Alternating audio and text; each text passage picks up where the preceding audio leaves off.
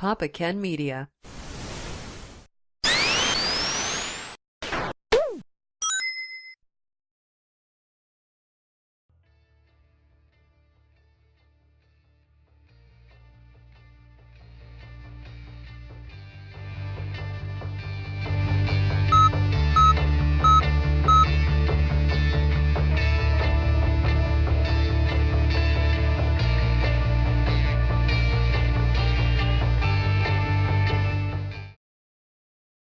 Infamous Second Son is the sequel to Infamous 2 and was one of the first next-gen games exclusively for the PlayStation 4.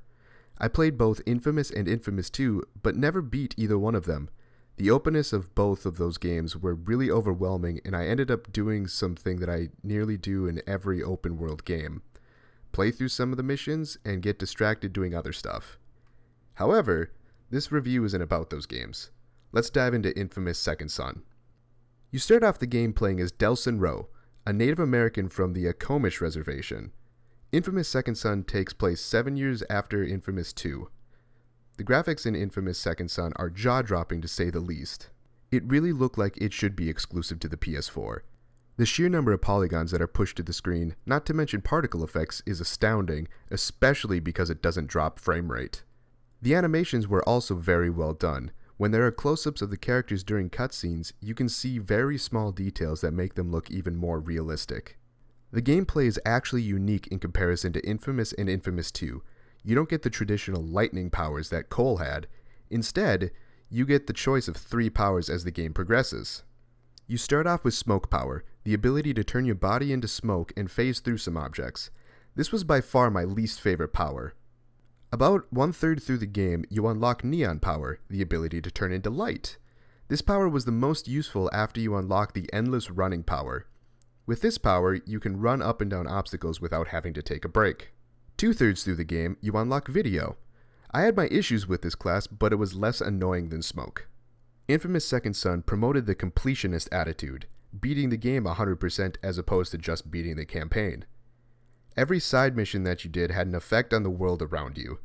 For instance, if you cleared out an entire district of the DUP, the enemies in the game, you can then fast travel to that district instead of having to walk there. This also gave you shards, the points that you use to upgrade your powers.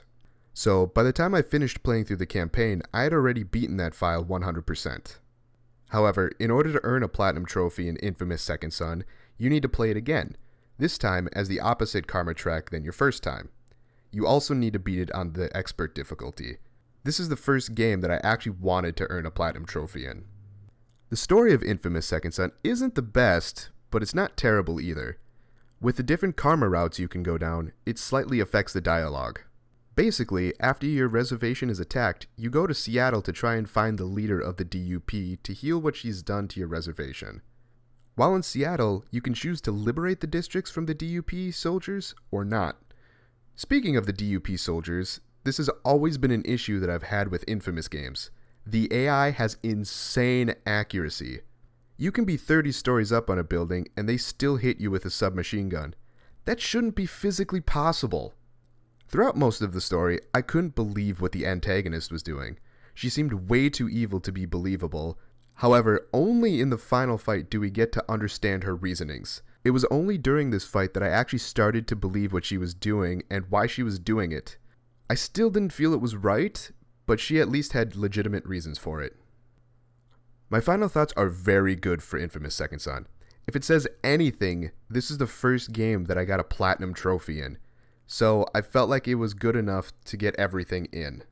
I wasn't the biggest fan of how the story was written for the evil karma, but it wasn't the worst story either. I give Infamous Second Son a 9 out of 10. I'm BlurryPhoenix, and game on.